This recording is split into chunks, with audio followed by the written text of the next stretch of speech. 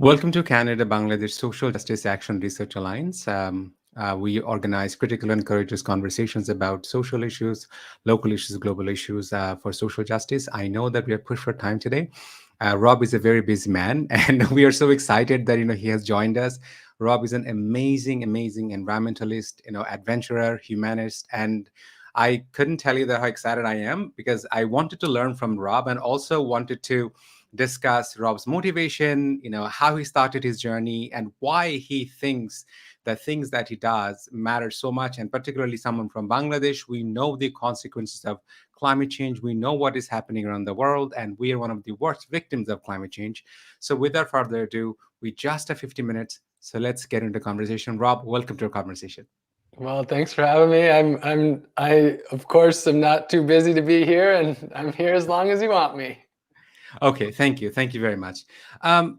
First of all, you were born and raised in the United States, the world's most powerful country, rich country, and however we want to define from a country like Global South. I was born and raised in a small village in Bangladesh, and I grew up growing crops, raising animals, and absolutely a small village in Bangladesh. So your upbringing and my upbringing in many ways were very, very different. So someone like me to care about the environment, to understand the consequence of the environment is easier because I have seen firsthand the violence on the climate and I can relate to it better. Could you tell our audience, especially our young students from Bangladesh, how did you get into it? What inspired you to becoming the environmentalist today you are? Sure, yeah, that's a good question, and a very nice perspective that you shared. So, yeah, I grew up here in the United States. I grew up in northern Wisconsin on Lake Superior, which is the largest freshwater lake in the world. So I grew up in a world of pure, clean water. And I always loved nature. I loved frogs and turtles and fish. And that's what I lived for, was to be outside as part of the earth. And then, so I grew up low income, as far as standards here go, fairly, my mom made $15,000 a year to support 4 children. So we didn't have a lot of money. And so basically, because of that, I felt always different from everyone else. I wanted to be normal. I wanted to fit in. I wanted to achieve the American dream. And so I became very focused on material possessions and financial wealth. And I lost track of my love of nature. And I was on track in my mid-20s. I was running a business and I was doing really well. I was happy. I was healthy. I had lots of friends. I had money. But I started to watch a lot of documentaries and read a lot of books and realized that almost everything that I was doing was causing injustice in the world and inequity and destruction, that I was a part of all the world's problems. I was the problem. I was an environmental nuisance. My life was destroying this earth that I loved. And I realized I'm not up for the corruption, the injustice, the inequity. I woke up, I realized I was a complete hypocrite, and that I had to radically transform my life. Wow, wow. I mean, that doesn't happen to many people's life. I know that you have been part of quite a few very radical awareness campaigns. Not everybody will understand, at least. So, um, one of the things that we're going to do, and I'm hoping that we can actually sustain longer partnership understanding. I personally think a lot of Americans have a lot to learn from Bangladesh, Yeah. particularly. I'm sure that you are not unaware of the fact that more than half of the Americans think that you know a lot of the things about climate change is not true. Mm. I mean, if you look at that how climate change is impacting Bangladesh, to them, obviously, Donald Trump has done a wonderful job in creating confusion and doubt and all of that. Um, I would want us to focus on some of the campaign projects that you have embarked on. I have read on it.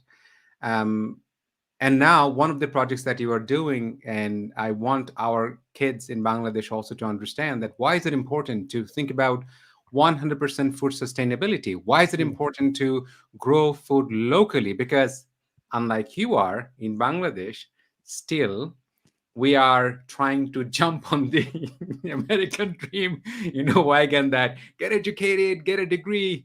I Yeah. sound like a hypocrite because I myself, as a doctoral student, I've been a teacher for past 25 years. So one of the things that I try to do is that I try to wake up my own students to thinking, hey, we don't have long. Yeah. So could you tell us that about your campaign that attaining 100% for sustainability, and what are the things that you have been doing so far? Sure. Yeah. So, okay, you know, when I woke up in 2011, about 10 years ago, one of the big things I woke up to is food. I realized that our globalized, industrialized food system is very broken. We're wasting 1/3 of our food globally, while 1 billion people around the world are food insecure. We produce enough food to feed like about 11 billion human beings. It's way more than the 7 billion. We have plenty of food, but this system is not designed in an equitable, just, sustainable manner, any of that sort. In fact, our food system is one of the most corrupt and inequitable systems that exists in the world. Like, of all the things we do, our food is broken. Our food systems are broken. And so I wanted to see if there was a way where I could eat in a way that didn't eat the planet every time I put food on my plate, but instead actually was regenerative of the planet.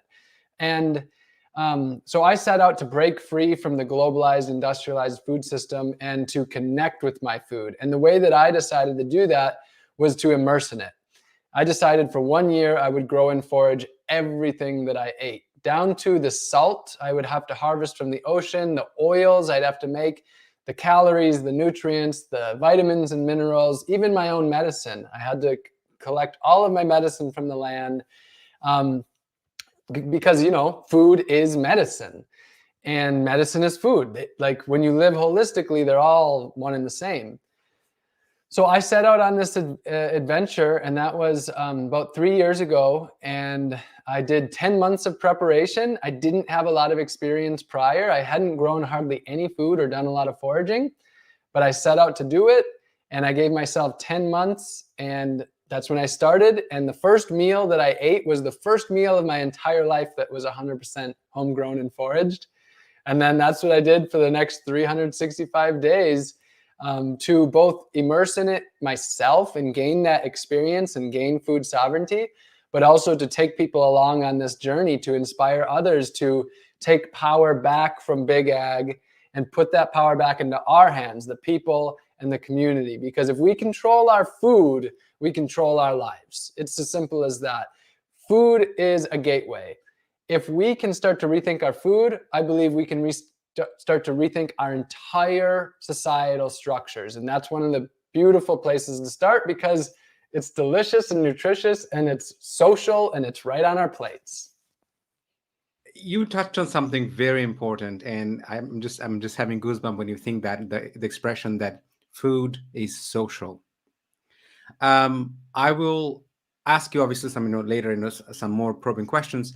Uh, could you talk about, like, I know that you're part of a great. I mean, I'm a teacher, and when I saw that, I was like, man, I want that in my village.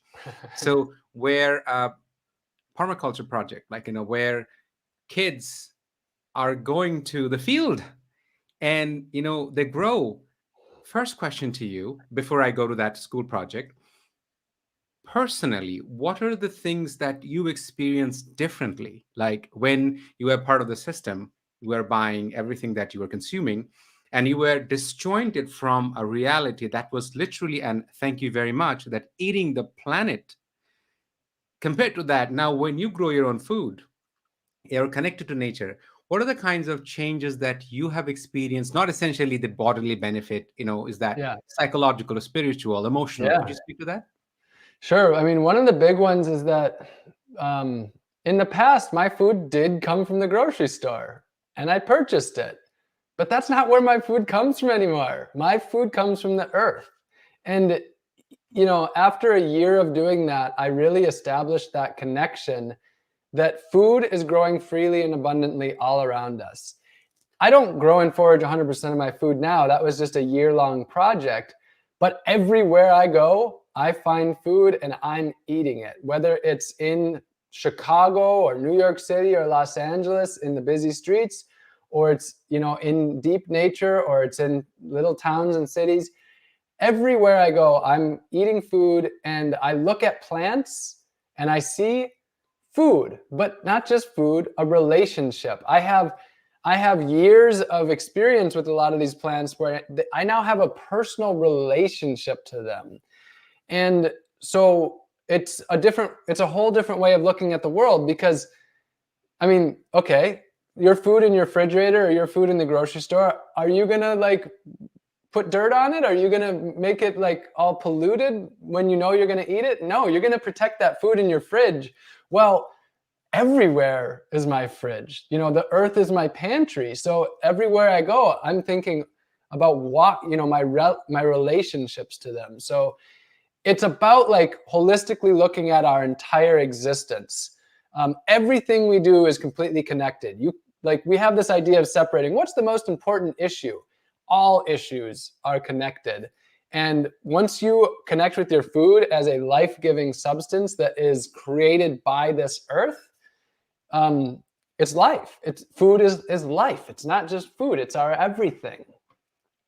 Yeah. And now we know that, especially in the United States, there is a rich history that where people got together and rose against, when you said big agriculture.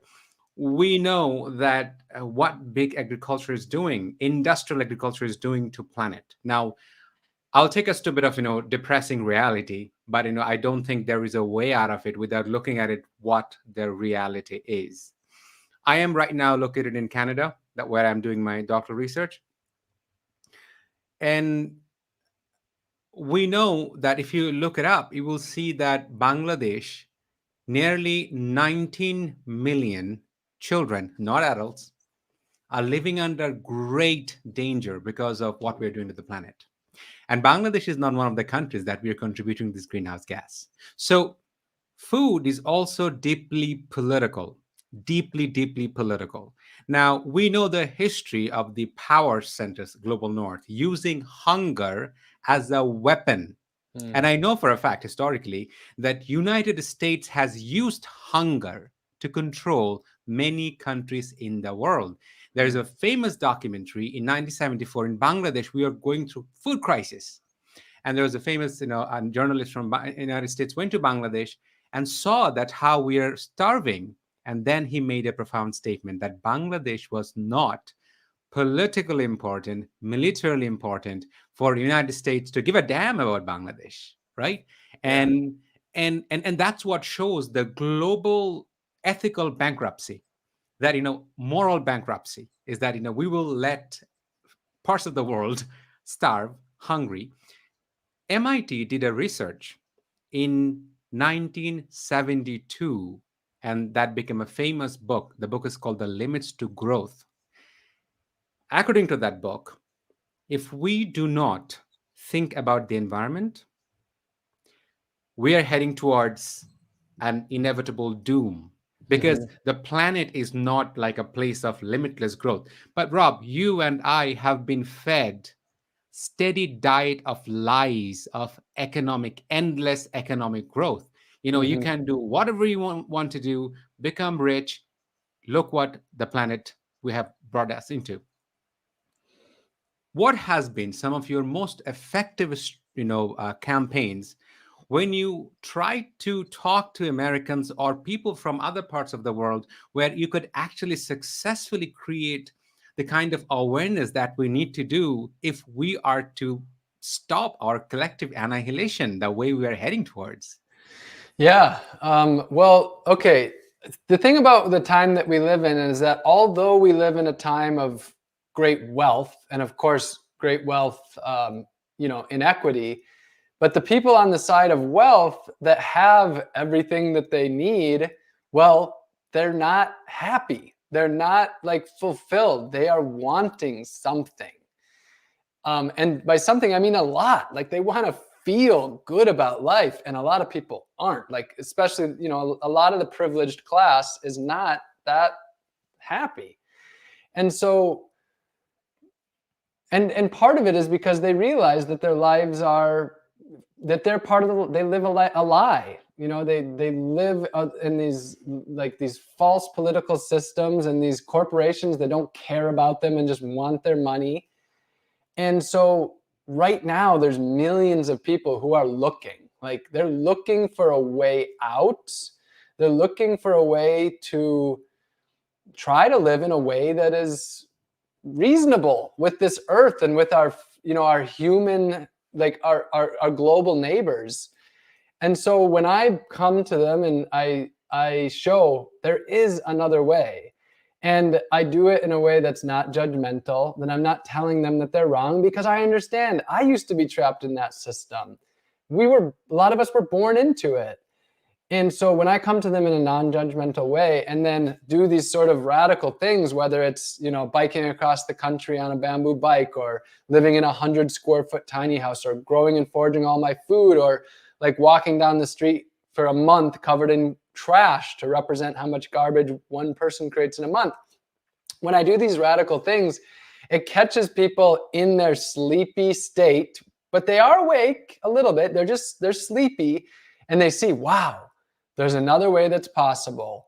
And so for me, it's really about, I feel like what I try to do is I light little fires inside of people, just little fires. And it could be about plastic waste. It could be about inequity and injustice. It could be about growing food.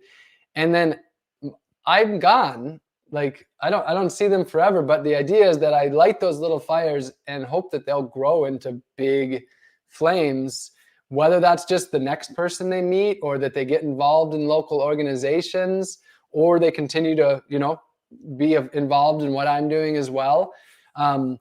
I think that right now, one of the most important things is to get people to slow down and reflect on their lives, ask themselves, is the way I'm living in alignment with my beliefs? And if not, can I do it differently? So it's both giving people that wake up call, but then sharing solutions that they can plug into to start shifting away from the injustice and shifting towards a life that's just.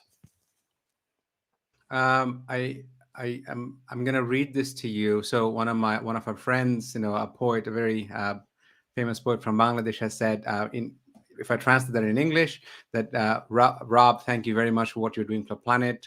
Take our love. So that's all the way from Bangladesh. And my friend has one of her poems that I have been deeply moved by, where she talks about the need to go back to earth, the need to go back to our roots, our plants. Um, I'm I, I was thinking about it, and then I try to communicate this to a lot of students, that when I grew up, we would have to spend a lot of time in the midst of nature, because of course we didn't have a lot of distraction, we didn't have social media, and the digital frenzy and digital inflected chaos that we go through. Mm-hmm. Um, for the first time in human history, we are living in a time where your consciousness is actually a space that needs to be colonized for profit generation. Enter the world of attention economy. Mm. It's very easy for us to become very angry, frustrated, heartbroken, and hence unconsciously and consciously becoming violent. Mm.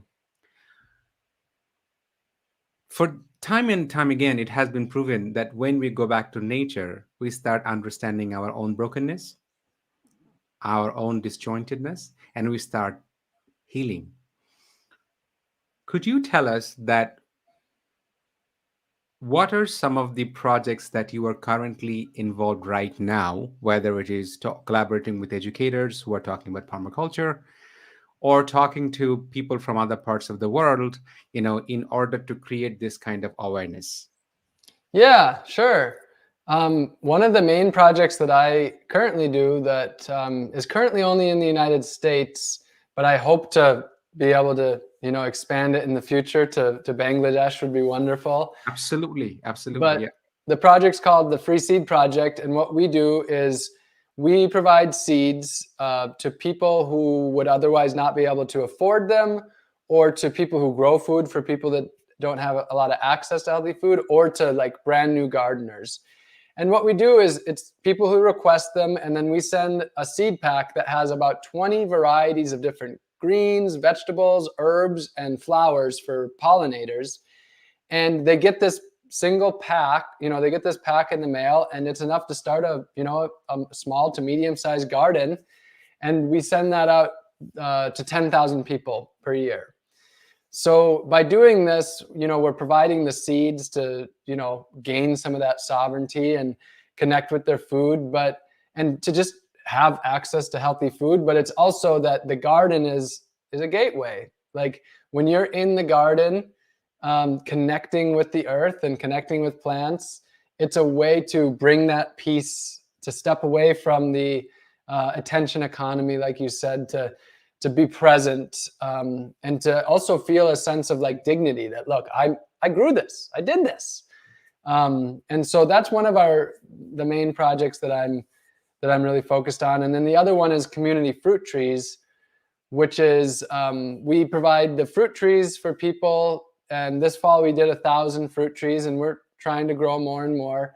But the idea is we provide fruit trees for people to plant in their community, and they're planted in publicly accessible places, whether it's like schoolyards or people's front yards along the sidewalk, or like public parks, wherever people can access them. And then they're community trees. Everybody can enjoy the fruit.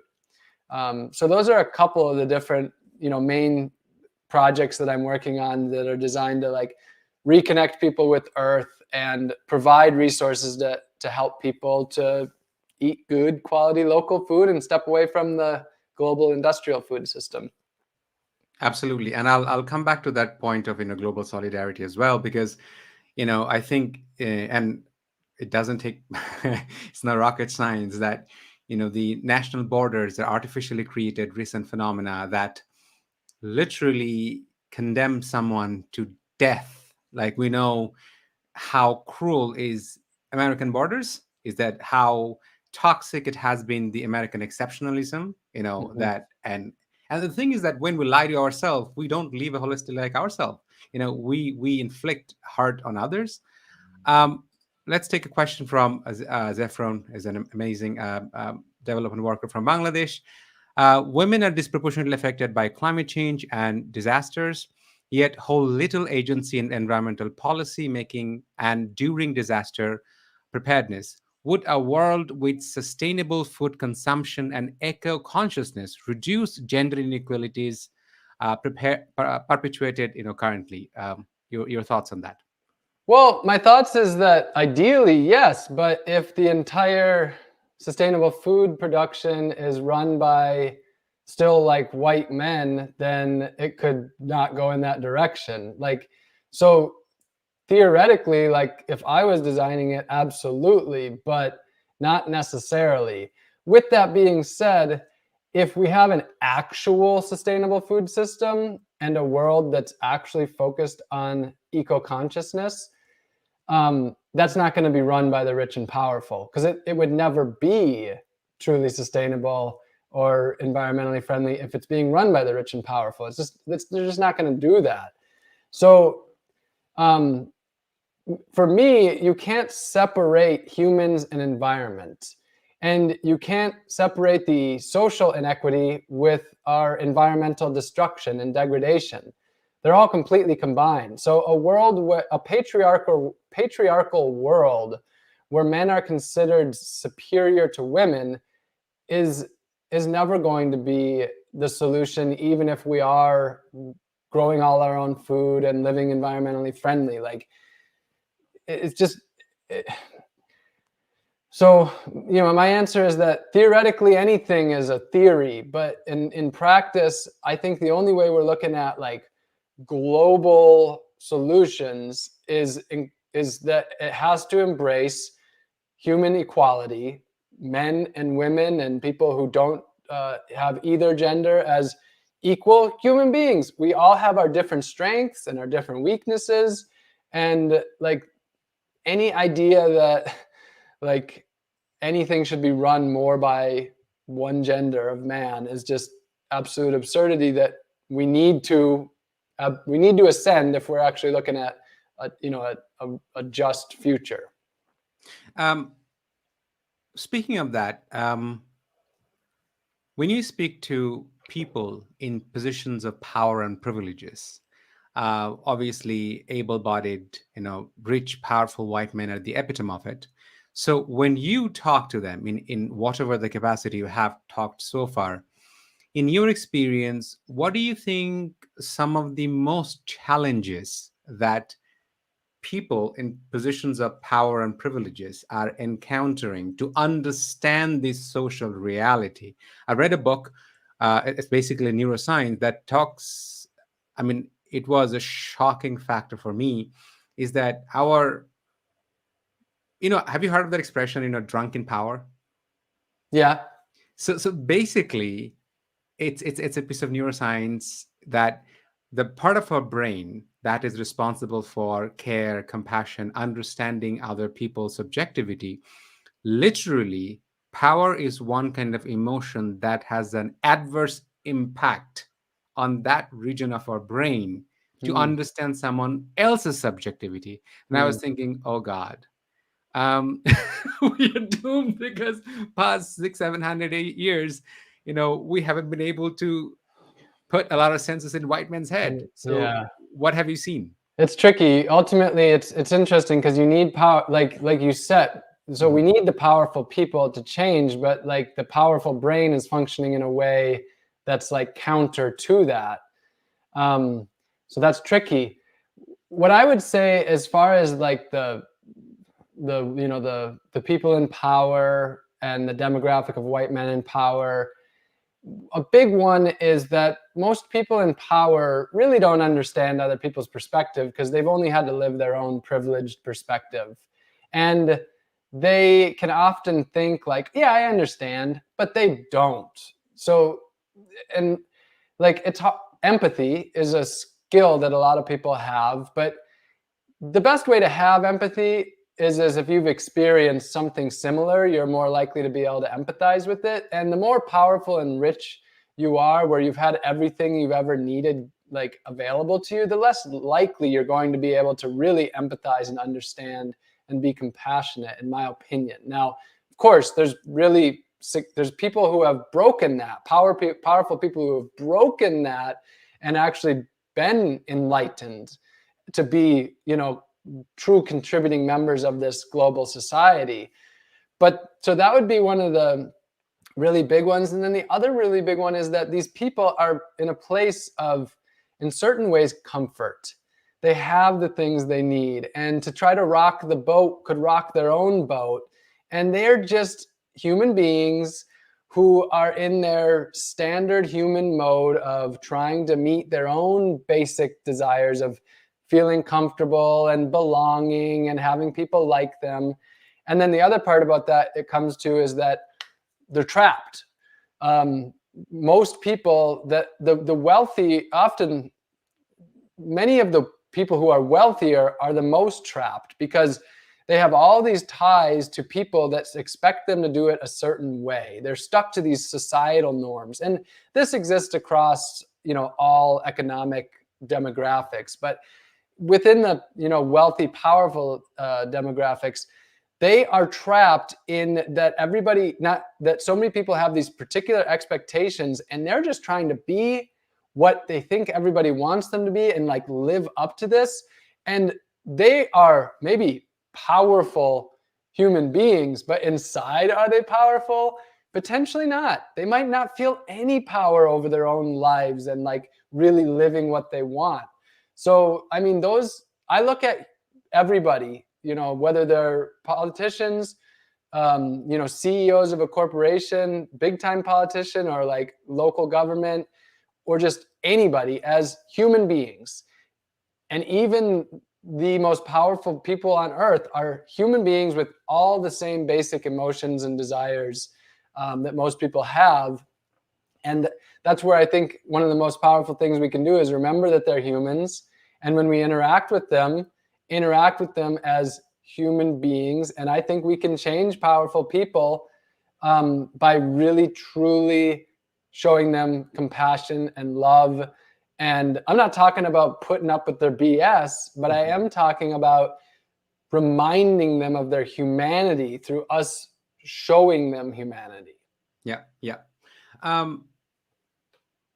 In terms of the study that was done at MIT in 1972, and this study was also reproduced in 2020 in another research, that shows that, so we have these two converging things. One is the myth that the growth can be endless and we can continue burning fossil fuel, we can do whatever the hell we want to do to the planet, and nothing is going to happen. Yeah. And even one would think is that, okay, maybe after going through a pandemic, maybe we have awakened. But we have seen in recent, the last COP in Glasgow, that we haven't been able to. Right now, yeah, we see that some of the most powerful countries in the world, like let's say America, Russia, China, they're trying to compete that who has got the bigger guns. If we do not put a hold into this power drunkenness and of the materialism, in 2040 things could be very, very devastating. And I want us to get back to one of the points that you said. It's not the shortage of food, it's the inequity in distribution. Planet Earth can produce enough food for everybody, but are we willing to build a world that is equitable and fair? Now, on that end, there is, and I can tell you this as a teacher, is that there is a poverty of abundance. In the midst of abundance, we fail to understand other people's subjectivity, other people's suffering. And I think that America, in so many ways, is unfortunate because growing up in the midst of, I don't know, media frenzy or celebrity culture or wanting to becoming popular, and it has only been put on steroid, if I want to say it that way, that the new hype of becoming famous and powerful and all of that. How do you, to you, would it, so I'll put it this way, that, and I tell my son that if you talk to a boy of your age from Syria and learn from her or him or them that what is their social reality, you will find that how close your feelings and desires and emotions of not to be hurt, to pursue, wanting to become a happy human being. I don't know if you have seen a recent video, I think a month or two ago, that a 10-year-old girl in Syria, sorry, in Palestine, was saying is that I am sick and tired. I just want to be happy. But that's of course not happening. How important do you think is that what you are doing in America is needed to be in collaboration with people in other parts of the world? Because we live in one ecosystem. Yeah. There is no country in ecosystem. Yep. Yeah, absolutely. I mean, I think we have to all work together. There was a time when this seemed like a big world. I mean, you don't have to go back too far in human history when the idea of setting out to travel around the world was basically guaranteed death. Like, to sail just across the ocean was something that few people would ever do and would take months, and you would likely die. And it was a big world. Now, and it seemed inexhaustible. You could cut down all the trees, you could shoot all the birds, you could catch all the fish. And like, I don't blame them for not understanding that the world was small yet. But now we live in a time when we can get on a plane. If you're a person with a credit card, you can hop on a plane and you can fly around the entire Earth in 48 hours. This Earth we live on, you can travel around the entire Earth in 2 days while watching TV and actually gaining weight, eating all the food you want, in comfort in this tube, shiny metal tube through the sky. So we now know, it is a fact that this is actually a very small, as Carl Sagan calls it, pale blue dot, as seeing it from outer space. We now know as a fact that this is a small place, and we are a group of 7 billion people in one global humanity living in this small place. The problem is that we now know this, but our actions have not caught up with it. We are still acting like it's inexhaustible when we know we live on a tiny blue dot. So we now know without a doubt that the only way we would ever be able to solve global problems is by global collaboration. You and I are neighbors. Someone in Bangladesh, halfway around the world, they're not some far off community. They are my neighbors because we live in a small place. So for us to be trying, in the past, we were separate. We could do things on our own. That's not the case anymore. Everything that we do affects people all around the world. And the more privileged and wealthy of a life that you live, the more globalized life that you live, the more industrialized life you live, the more you need to be someone who is coordinating with the world, because you are choosing to coordinate in the world in getting everything that you need. And now you need to coordinate with the world to make sure that the way you get what you need is actually uplifting our global humanity rather than pulling them to the ground through environmental degradation, through human inequity and injustice, and everything we do. Our food, our transportation, our money, our water, our energy, everything. Yeah, absolutely. Let's take some questions. I'll start with Rafi. So Rafi has a few questions. Let us take one by one. Who plan to rid the world of hunger and poverty in next 100 years? The next question Rafi is asking, climate change is causing problems in crop production in many parts of the world. How to solve this? I wish I knew that. Food is definitely a political issue. I think this problem can be solved if the superpower wanted. Observation, comments. Yeah, we have the solutions to our problems. It's just a matter of implementing them.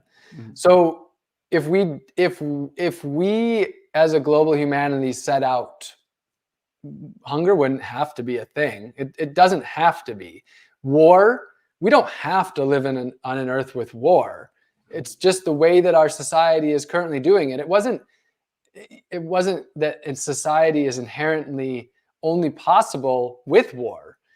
So anything, like, it's possible to live on an earth where we live harmoniously with it, where we're not considered parasites, but we're considered a friend of the earth, and that we exist. All of this is possible. How to go about it is all basically, I could talk all I wanted to about how to do it, but it will only ever truly happen if we have a lot of people at the table from all over the world, from different backgrounds, who are working together to do it.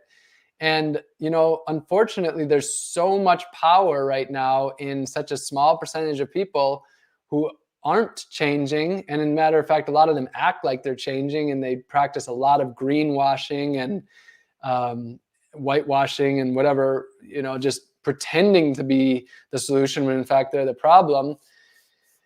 It's a tricky time we live in.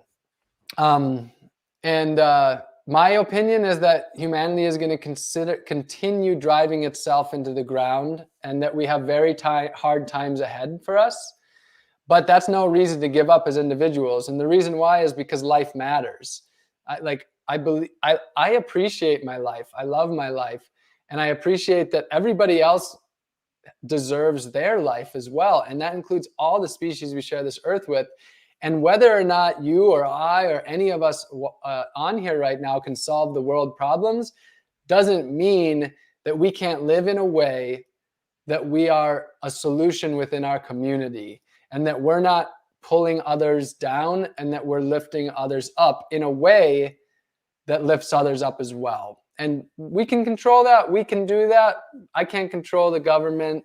I can't control these big corporations, but I can control my actions, and in doing so, be standing up against the injustice and inequity, and standing for justice and equity. Yeah, and also one of the points that I want to add to our discussion is thinking that the powers are actually going to solve our problem. Let's remember that it was American people, not American government, that put an end to Vietnam War. Yeah. It was American people, not American government, when they wanted to reach out to the whole world, when they wanted to bring peace as an international project. So, if you think about some of the recent movements in the United States, for example, Occupy Wall Street, or Black Lives Matter, or Me Too movement, it was not initiated by American government. It's not that Trump or Biden said, okay, we are going to end. No, they don't do it. Yeah. But one of the things, and I have learned it from my interview, one of the things that we have to understand, if you see remarkable apathy that exists in American youth today in 2021, is unprecedented. And one of the other things that we need to understand, what fuels this apathy.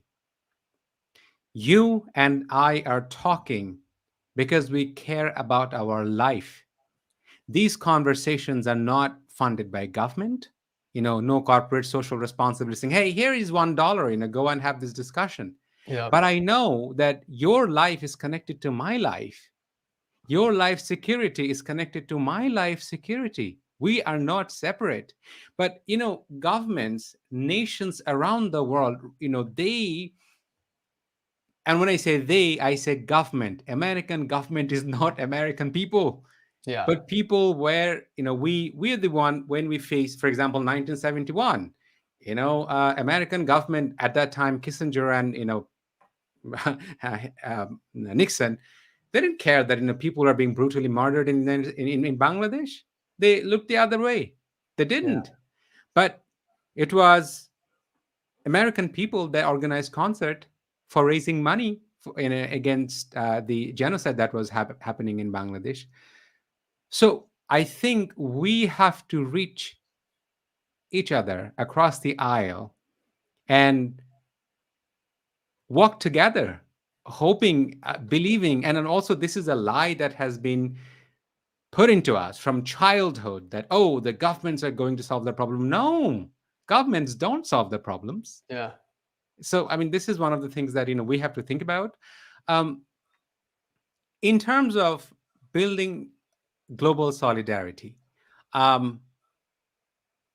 anybody who's listening and will be listening to this conversation later, I can tell you this: in Bangladesh, this is happening.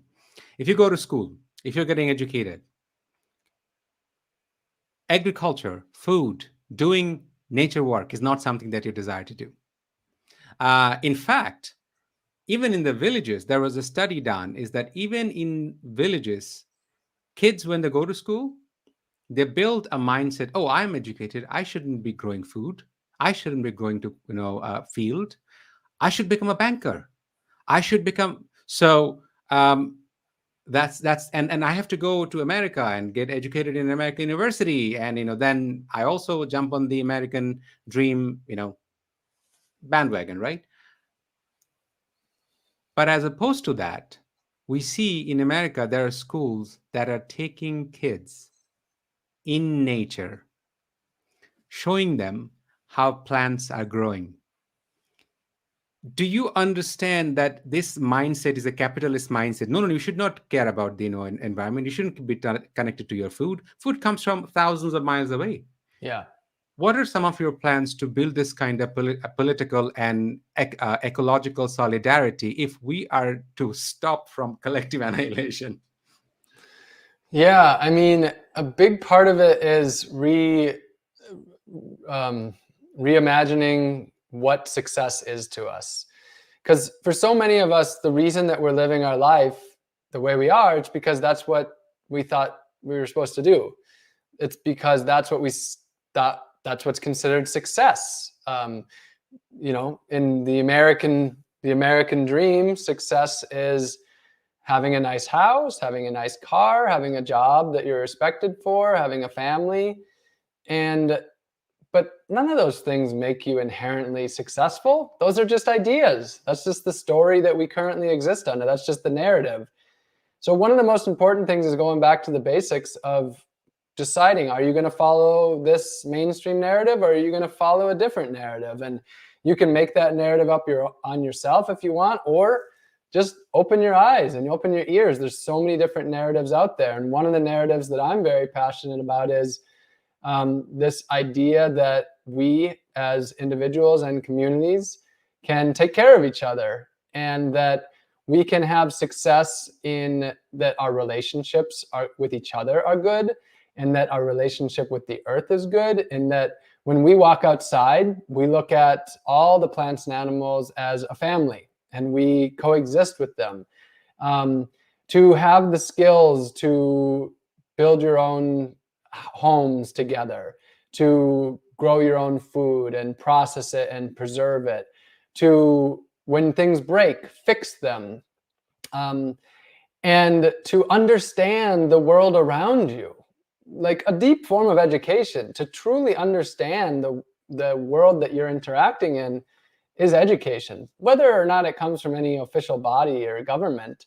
And if you decide that that's what success is, you can do that in your hometown, you can do it somewhere else, and you don't need any government or any corporation. You don't need anyone but you and the people around you. And I think that's one of the absolute biggest things, is we have to choose the narrative. We have to change our perspective, and we change the whole world. To some people, this world is a toxic, horrible place, and to others, it is heaven on earth. And you get to decide that, actually. Now, with that being said, I want to say that that's also in part a privileged mindset. Like if you live in a very, very difficult situation without enough food, with abusive relationships, abusive governments, it's not so easy to just change your mind and change the world. But most of us probably who are listening to this do have the ability to change our mind, and some more so than others, depending on our level of access to resources and so on. But for most of us, we have the ability to look at this world from a place of gratitude, rather than a place of what do I need? I'm going to focus on everything I want rather than on the world provides, and I'm going to share with others. Rob, I can I ask you two more questions because and I know that is it okay? Yes. Okay, all right. So if we want to do collaboration, um, I mean, we run an education project in Bangladesh. That's so like in United States, similar to Bangladesh, there is structural inequality in education. You have the rich kids going to private schools, where the curriculum is coming from international body and et cetera, et cetera. But the remaining 99%, when I say 99%, it's literally 99%, like less than 0.5% go to these expensive schools, what I have Okay. taught for a very long time. Um, we would be interested to collaborate with you, all the projects that you're doing, where we can help each other learning.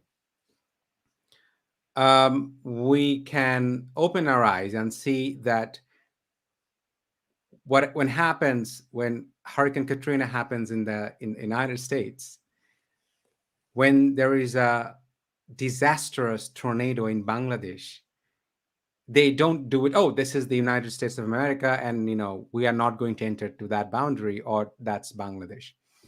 Um, what are some of the immediate things that we could do to create awareness and build a global solidarity? Let's say, baby steps, like, these are the things that, we can start thinking about. Yeah. No pressure. I mean, there's so many things that, there's just hundreds and hundreds of different grassroots initiatives that exist already that are a part of the solution.